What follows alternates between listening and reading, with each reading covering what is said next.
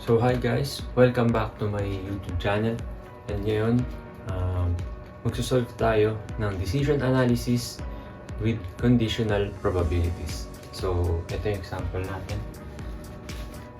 So Ivy, the business analyst for Greentech Solar, is deciding whether to invest in a new solar panel technology, expand the current manufacturing plant, or do nothing. She is uncertain about how the market will respond to the expansion. To help with the decision, she can conduct a market survey which will give either a positive or negative result.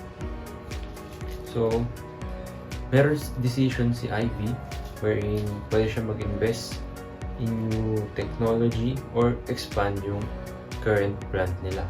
So, kapag nag-invest siya ng new technology, meron itong high demand na $15 and low demand na negative $8,000.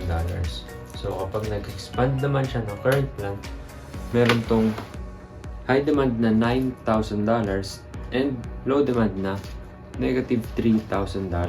And kapag do nothing is 0. So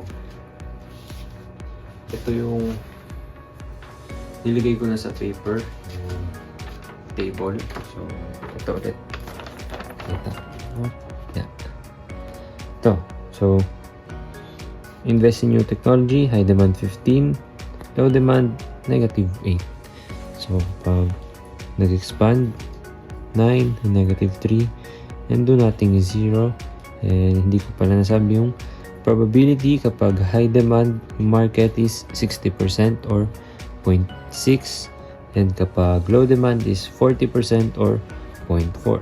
So, ang gagawin natin, gumawa tayo ng decision 3. So, una, ilagay natin tong decision node. So, yun. Simulan natin sa decision 3. Mula dito, meron tayong decision node. So, mula sa decision node, meron tayong event node na invest, expand, and do nothing. Nakita. Ito, invest, expand, and do nothing.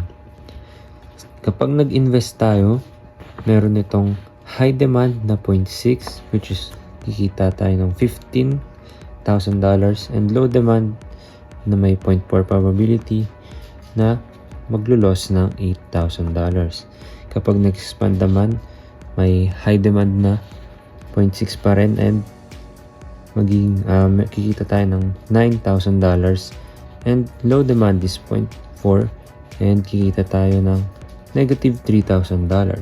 So, sa do nothing, ang nangyari is naging terminal branch na siya or terminal node dahil ito na yung katapusan dahil lahat naman ng i-multiply dun sa 0 sa do nothing is 0 yung kakalabasan. So, next na gagawin is hanapin natin yung EVM from dito sa invest. So, ang gagawin lang dun is yung high demand times dito sa payoff plus low demand times payoff. So, ito yun. 15 times 0.6 na probability plus 0.4 times negative 8 equals to sa 5.8. So, ilagay natin dito sa event node yung 5.8. Number 10.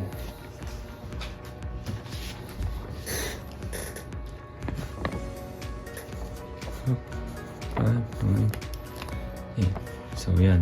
Next naman dito sa expand is 9 times 0.6 plus negative 3 times 0.4 is equals to 4.2. So, lagyan natin dito $4.2. So, yan.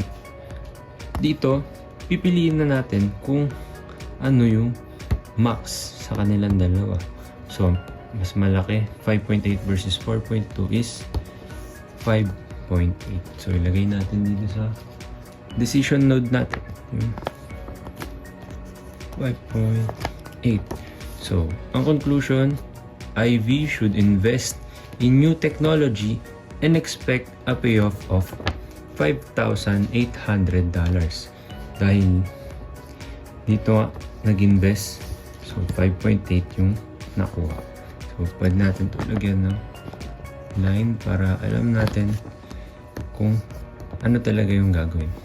So, ayun lang. Thank you!